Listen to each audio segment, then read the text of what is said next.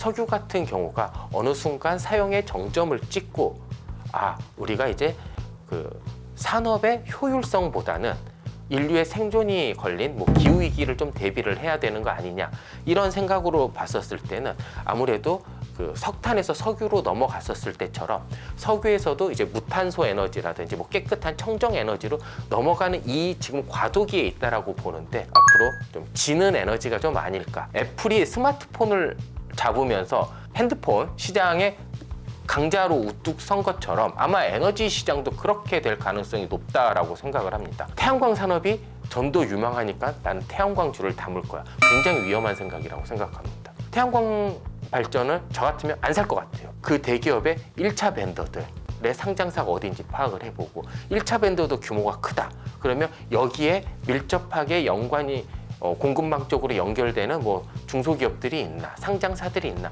그런 관점에서 에너지도 조금 접근해 보면 좋지 않을까.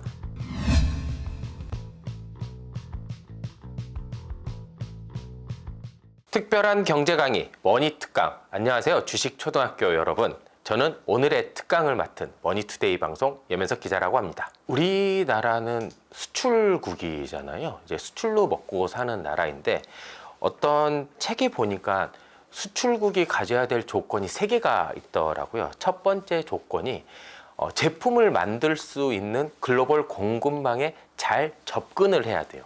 그리고 두 번째는 그렇게 해서 만들어진 제품을 잘 팔 수 있도록 많은 인구들이 있는 곳으로 갈 수 있는 여러 정책적인 그런 제도들이 있어야 됩니다. 이게 바로 이제 FTA나 이런 무역 협정 같은 것들이고요. 마지막으로는 왜 만들고 팔 곳도 있어요. 그러면 이거를 안전하고 효율적으로 운반할 수 있는 그런 시스템을 가지고 있어야 된다라고 하더라고요. 만들 수 있는 능력도 있어야 되고, 팔 곳도 있어야 되고, 안정적으로 운송할 수 있는 시스템, 이 3개를 모두 갖춰야 된다라고 하는데, 왜 여기에서 에너지가 갑자기 툭 튀어나오냐? 자, 글로벌 공급망은 우리가 2가지로 나눠서 지금 생각해 볼 수 있습니다. 최근에 모든 산업의 트렌드가 이제 첨단, 그 다음에 탈탄소잖아요. 첨단으로 가는 게 바로 탈탄소를 위해서 첨단이 베이스가 되는 거거든요. 그렇다 보면 이제 탈탄소 제품, 그러니까 탄소 배출이 적은 거를 만들기 위한 글로벌 밸류 체인, 한마디로 요즘에 2차 전지라든지 수소라든지 재생에너지라든지 이런 것들이 대부분 에너지 섹터에 들어가게 됩니다. 무역 같은 경우에 우리가 양자 협약이든 다자 협약이든 FTA, 메가 FTA 이렇게 에너지와 별로 상관이 없을 것 같잖아요. 근데 최근에 무역 장벽이 이런 에너지로 많이 세워집니다.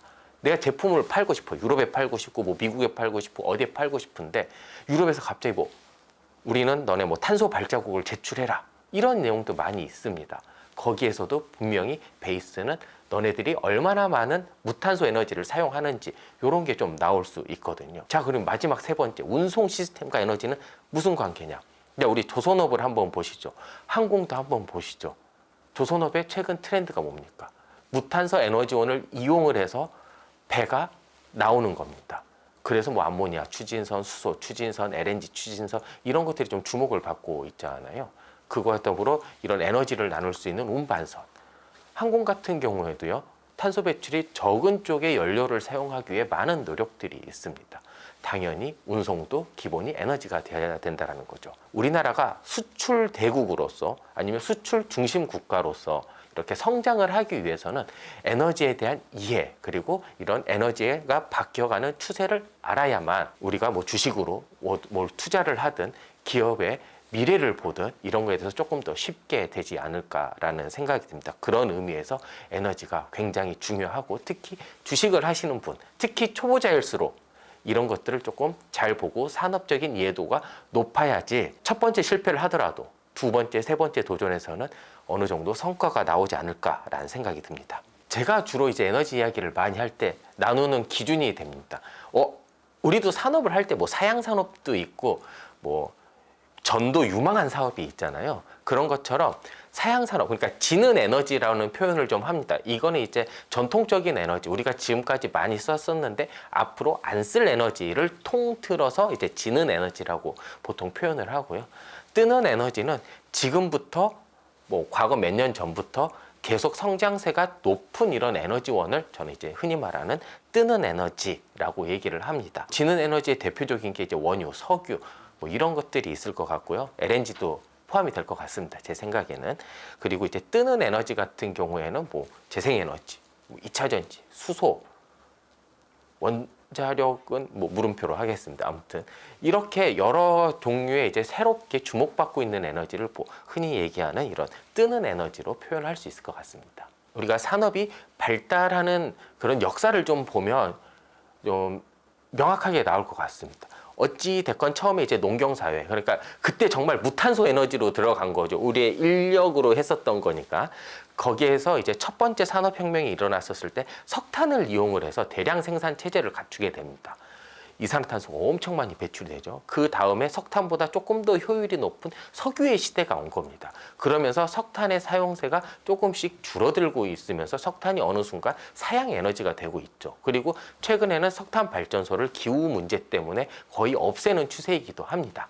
이런 관점에서 본다면 석유 같은 경우가 어느 순간 사용의 정점을 찍고 우리가 이제 그 산업의 효율성보다는 인류의 생존이 걸린 뭐 기후위기를 좀 대비를 해야 되는 거 아니냐 이런 생각으로 봤었을 때는 아무래도 그 석탄에서 석유로 넘어갔었을 때처럼 석유에서도 이제 무탄소 에너지라든지 뭐 깨끗한 청정 에너지로 넘어가는 이 지금 과도기에 있다라고 보는데, 그렇다면 석유는 제 생각에 이런 과도기적 에너지면 좀 앞으로 좀 지는 에너지가 좀 아닐까. 하지만 그거는 맞는 것 같습니다. 석유가 굉장히 경제 지표상 여러 지표상 중요한 거죠. 우리가 물가라든지 아니면 경제 활성화도를 봤었을 때 체크를 하는 게 국제 원유 가격인 거잖아요.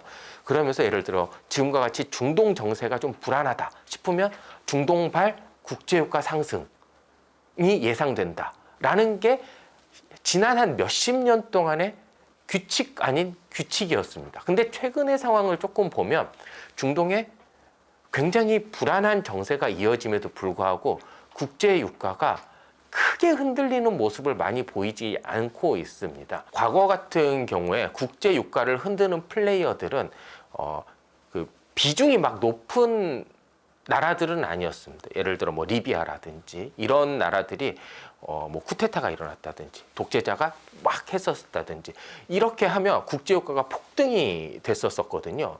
이거는 대체재가 없었기 때문에 석유만을 써야 됐기 때문에 그 몇 퍼센트의 비중 가지고 유가가 쫙 올라갔었던 건데, 요즘 같은 에너지가 다변화되고 있는 시대에는 아무래도 석유가 조금 수급이 좀 덜 되더라도 유동성 위기도 많이 겪어봐서 비축량도 많아지고 있고, 예전에는 중동이 핵심 지역이었다면 다시 또 미국이 새로운 원유 수출 지역으로 떠오르고 있고, 뭐 호주도 있고, 뭐 동남아시아의 다른 산유국들도 있고, 이렇게, 그리고 북해도 있고, 이렇게 여러 가지로 많이 확 다변화가 되면서 이 위험은 많이 줄어든 것 같습니다. 그렇다면 무조건 수요처가 많으면 안정성이 그만큼 높아지게 되고, 그렇게 되면 이제 중동발 석유 위험은 그만큼 줄어들게 되고, 그리고 앞으로 기후위기 때문에 어쩔 수 없이 석유의 사용량이 이제 이렇게 줄어들게 되는 거는 뭐 자명한 사실이니까요. 재생에너지가 어찌됐건 이렇게 늘어나면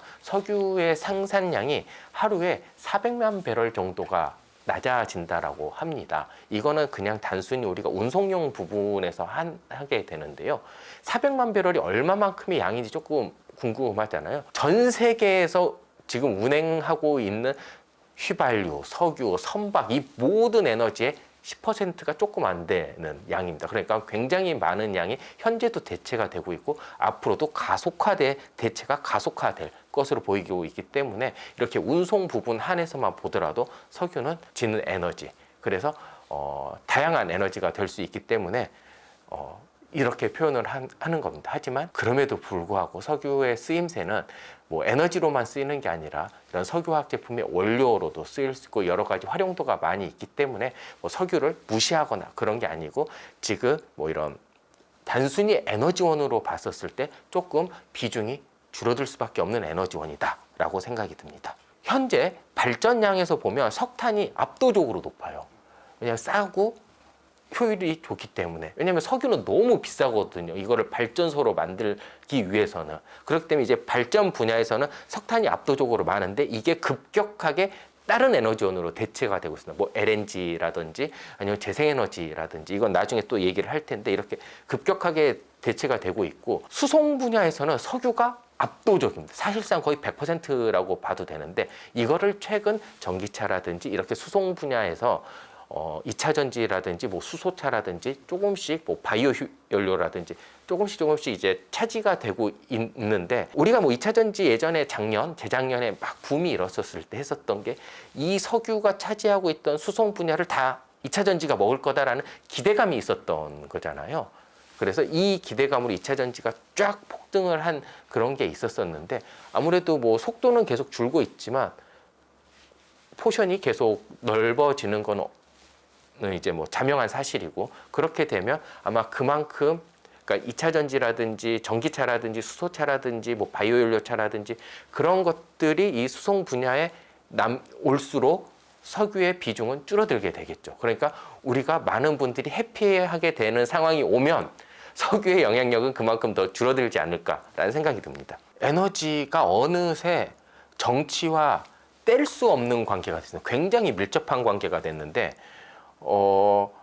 뭐 트럼프가 재선에 성공을 하면 IRA를 폐기를 하겠다, 다시 석유로 환원을 하겠다, 이런 얘기 정말 많이 합니다. 그런데 청정 에너지를 아예 포기하기는 힘들 것 같습니다. 청정 에너지를 하더라도 기본적으로 석유 회사들이 할 수 있는 그 베이스가 되는 그런 또 청정 에너지원들이 있거든요. 그럼 아마 제 생각에는 석유로 탈바꿈을 하겠지만, 미국이 자체적으로 자급자족만 하지 않고 외국에도 물건을 팔고 뭐 이렇게 하려면 어찌 됐건 국제 기준이라는 것도 만족을 해야 되고, 유럽에 팔 때 뭐 탄소 발자국 이런 것도 다 만족을 해야 되기 때문에, 사실상 그런 거를 보면 아무래도 그런 석유 베이스라든지 아니면 뭐 다른 에너지원을 비중도 같이 조금씩 늘려가지 않을까, 이런 생각이 듭니다. 대표적으로 볼 수 있는 게, 석유 기업들이 할 수 있는 게 CCS나 CCUS, 그 다음에 수소, 뭐 이런 것들을 좀 꼽을 수 있을 것 같습니다. CCS, CCUS가 뭐냐면요, 카본 캡처 스토리지가 CCS입니다. 그리고 CCUS는 카본 캡처 유틸리티 스토리지. 그래서 탄소 포집 저장, 탄소 포집 활용 저장, 이런 겁니다. LNG를 캐거나 석유를 캘 때 그런 이산화탄소, 탄소들이 많이 나오잖아요. 그러면 거기서 나오는 이산화탄소나 탄소를 잡습니다. 못 나가게 대기 중으로. 그리고 그거를 저장을 이제 탱크에다가 보통 이렇게 하는데요. 이 탱크를 그러면 무한정 만들 수가 없잖아요. 그럼 이걸 보통 어디에다 저장을 하냐? 폐광구에다가 합니다. 폐광구라는 거는 석유나 LNG를 다 뽑아내고 남아있는 밑에 이렇게 둥그런 그 이제 쓰지 않는 광구, 이거를 이제 밀봉을 이렇게 해놓는데, 이거를 다시 까서 여기에다가 이산화탄소를 넣고 안 나오게 딱 밀봉을 하는 겁니다. 그러면 탄소가 나오는 게 안 나온 걸로 해주겠다라고 하는 게 이제 CCS거든요. 엄밀히 얘기하면 이게 과연 청정한 에너지이냐라는 이제 물음은 있겠지만, 우리의 목표가 기후 위기를 막는 거, 그러니까 대기 중에 탄소의 양을 줄이는 거에 있다라면 당연히 어느 정도 효과가 있을 수 있기 때문에, 여러 나라나 뭐 빌 게이츠 같은 사업가도 이 시스템에 굉장히 지금 많이 관심을 가지고 있고, 큰 정유회사들 있잖아요. 우리가 많이 아는 뭐 엑소모빌이라든지 쉘이라든지 이런 회사들은 지금 CCS나 CCUS의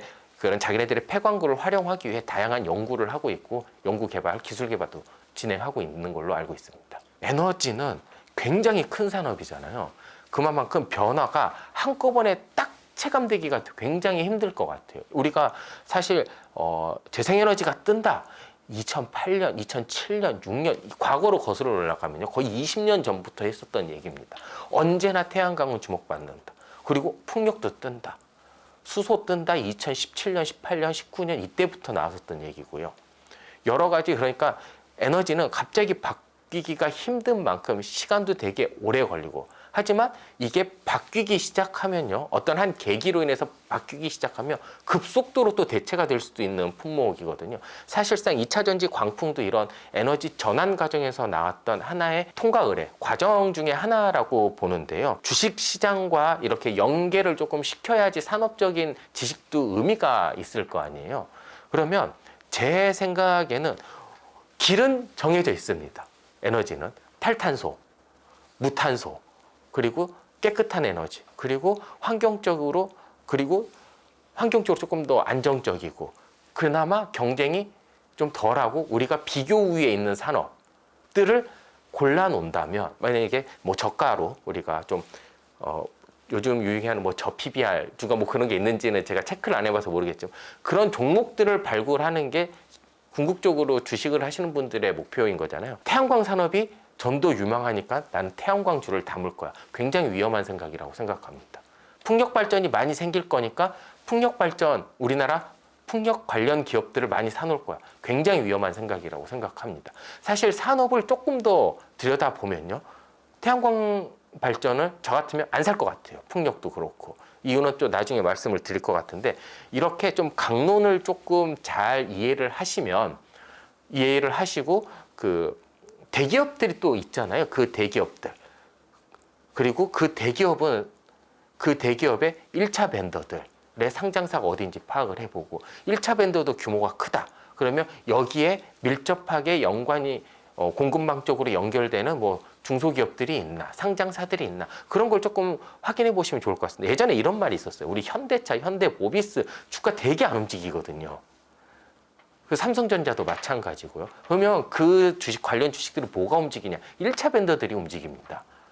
그런 것들 뭐 아실 만한 분들은 다 아시겠지만 그런 관점에서 에너지도 조금 접근해 보면 좋지 않을까, 이런 생각이 듭니다.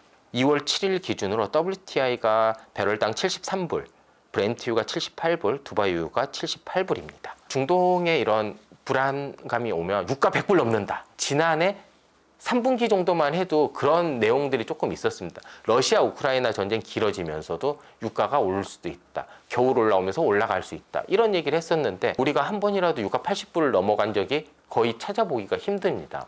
제가 예전에 작년 초에 이런 얘기를 여러 이제 유튜브 채널들에서 많이 했는데요. 저는 유가가 100불 넘어가기가 쉽지 않다라고 생각을 합니다. 글로벌 경기 흐름도 굉장히 중요하고요. 국제 정세도 굉장히 중요하고 수요와 공급도 굉장히 많이 얽혀 있습니다. 통상적으로 국제 유가라고 해보겠습니다. 자, 우리가 셰일가스 같은 경우를 보면 생산 원가라는 게 있잖아요. 예전에 셰일 오일이 생산 원가가 배럴당 한 40불에서 60불 사이였습니다. 뭐 이거는 얼마나 그 셰일 광구를 가지고 있는 거에 따라서 좀 차이가 나긴 하지만 대략 배럴당 50불 정도 선이면 이게 맞다, 그러니까 원가가 맞다라고 얘기를 했었거든요. 그렇기 때문에 셰일가스가 2012년에 처음 나와서 미국을 먹여 살릴 100년의 새로운 에너지원이다라고 이제 오바마 전 대통령이 얘기한 것처럼, 그때 국제유가가 보시면 2012년 초에 100불 언저리였어요. 이게 쭉 떨어져서 2016년에 20불까지 떨어집니다. 이 사이에 엄청난 일이 있었는데 이거를 또 얘기를 하면 1시간이 넘기 때문에 다 말씀은 못 드리겠지만, 이 과정에서 셰일가스의 생산 단가 50불이 굉장한 역할을 하게 되는 겁니다. 중동의 단가가 있을 거고요. 러시아의 단가가 있을 거고요. 북해의 단가가 있을 겁니다. 자, 북해는 가장 비싼 에너지니까 차치하고요. 중동의 단가를 한번 보겠습니다. 자, 중동은 배럴당 얼마가 들까요?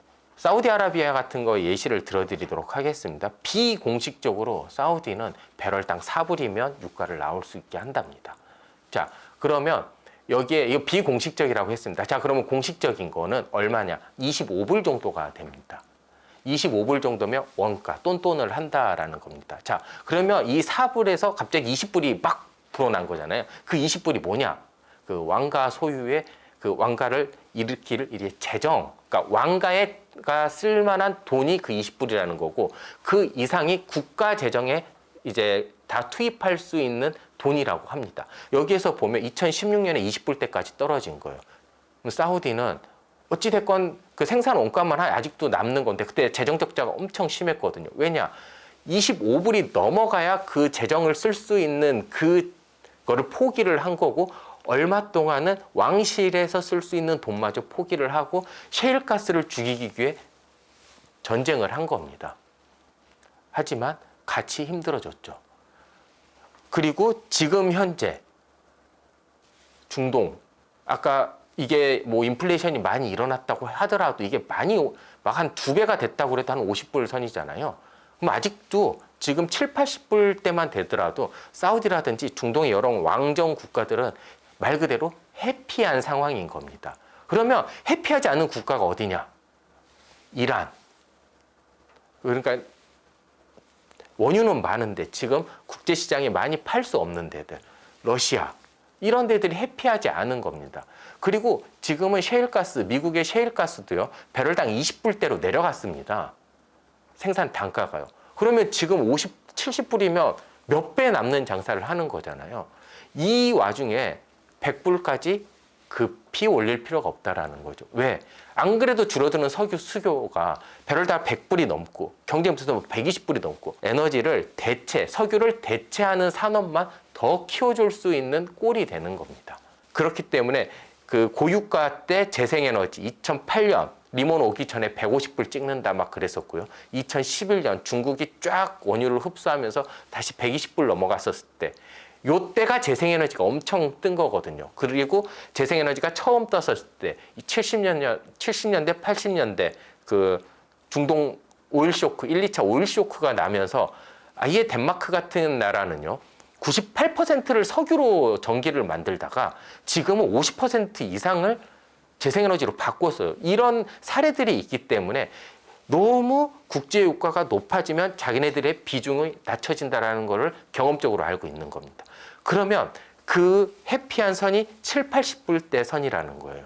60불은 좀 작은 것 같고 70불, 80불이면 감내할 수준이 된다라는 거죠. 그렇기 때문에 저는 한동안 7, 80불 선을 넘어가기는 쉽지 않다. 그리고 100불을 초과하는 건 굉장히 어려울 것 같다라는 생각을 가지고 있습니다.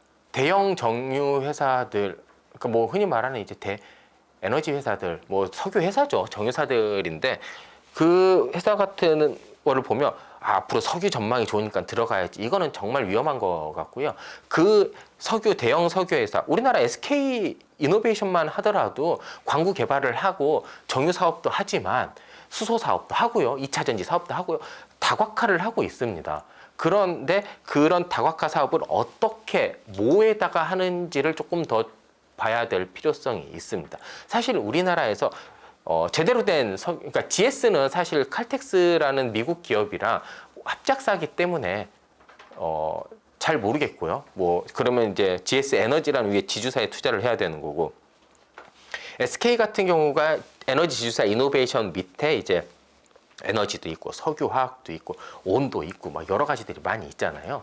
그러면 여기에서 뭐 상장이 된 것도 있고 상장이 안 된 것도 있고 지분법에 따라서 지분을 얼마나 가지고 뭐 이런 것들이 되게 복잡하게 있을 것 같은데 그것들을 한번 좀 찬찬히 좀 보시는 게 좀 어떨까라는 생각이 좀 듭니다. 2차 전지 산업은 아니라고 이미 좀 그건 좀 우리나라가 좀 특이하게 많이 발달을 한 사업이니까 좀 빼면 전반적인 에너지 사업 쪽으로만 보면 좀 선진은 아니다. 라는 게 제 생각입니다. 사실상 글로벌 리더격에 있는 에너지 회사는 하나도 없다라고 생각을 하고요. 만약에 그 요즘 뭐 트럼프가 된다라는 가정을 할 필요도 없이 제 생각인데 에너지의 전환은 정말 석탄에서 석유가 바뀌었을 때도 정말 획기적이었거든요. 이거 다 바뀐 거예요. 엔진 구조부터 연료를 주입하는 방법. 1차 대전만 하더라도 석탄을 이렇게 삽으로 우리가 그 전함 같은 거 할 때 이렇게 삽으로 해서 보일러 돌려가지고 했었어요. 근데 2차 대전 때만 하면 원유로 우리가 흔히 말하는 지금의 엔진 형태를 가진 그런 배들이 나오기 시작을 합니다. 근데 이게 전쟁이라는 디폴트가 있는 거잖아요. 이겨야지 석유도 내 거고 이겨야지 이겨서 살아남아야 내가 뭐 패권이라도 줄 수 있는 거잖아요. 이러면 그 돈이 뭐 신경이 쓰일까요? 성능이 좋아야 되는 거죠. 그렇기 때문에 석유로 급작스럽게 다 바뀌게 된 계기거든요. 그러면 이게 과연 급작스럽게 바뀔 건지가 이제 중요한 거잖아요. 자, 급작스럽게 바뀔 가능성도 있어 보입니다. 사실 우리가 기후위기 뭐 이런 얘기를 많이 하는데 이게 이제 남의 일이 아닙니다. 이제 다 우리의 일이 된 겁니다. 지금 뭐 캘리포니아에 이 겨울에 막 폭우가 내리잖아요. 원래 캘리포니아에는 겨울에 뭐 온다고 해도 잠깐 오고 안 오거든요. 근데 지금 막 비가 막 이만큼 올 때까지 오고 폭설도 그다음에 폭염도 정말 기후위기가 내 앞까지 온 거거든요. 우리나라도 올해 너무 춥잖아요. 이것도 어떻게 보면 이상기후 중에 하나거든요. 이게 생존과 결부가 되면 갑자기 확 바뀔 수가 있어요. 자, 그럼 확 바뀔 때 주도권을 누가 쥐어서 가느냐. 그래서 지금 이 주도권 싸움이 굉장히 팽팽하게 일어나고 있다고 생각을 하거든요. 그러면 애플이 스마트폰을 잡으면서 핸드폰 시장에 강자로 우뚝 선 것처럼 아마 에너지 시장도 그렇게 될 가능성이 높다라고 생각을 합니다. 우리가 뭐 흔히 말하는 뭐 석유 칠공주 뭐 이런 얘기를 했었을 때 거기들은 왜 아직까지도 그 패권, 그 큰 기업의 지위를 누리고 있냐? 그 바뀌는 시대에 먼저 선점을 했기 때문에 그 선점의 힘으로 지금까지 온 거거든요. 그러면 이렇게 우리가 생존을 위해서 에너지가 딱 바뀌어야 되는 이 시점에 우리 기업들한테도 기회가 있을 수도 있다라는 거죠. 그리고 작은 중소기업이고 뭐 중견기업이지만 컨셉을 제대로 잡아서 뭐 개발을 하든지 아니면 뭐 부품을 잡든지 해서 갑자기 글로벌하게 커질 가능성도 있기 때문에 이때 정말 잘 봐야 된다. 그러면 이제 보통 그런 질문들 하세요. 그러면 기자가 보기에는 뭐 어디가 좋아요? 그쵸? 그건 잘 모르겠습니다. 그래서 중이 제 머리 못 깎는다라는 소리도 있는 것 같은데 사실 저 같은 경우에 이런 전반적인 산업의 흐름을 보고 정책을 많이 취재를 하다 보니까 이런 개별 종목에는 좀 약한데 그래서 제가 뭐 나중에 개별 종목도 한번 봐보고 분석도 해볼 생각도 좀 있거든요. 그게 이제 뭐 잘 되면 그때는 조심스럽게 이니셜 정도만 한번 말을 해보려고 합니다.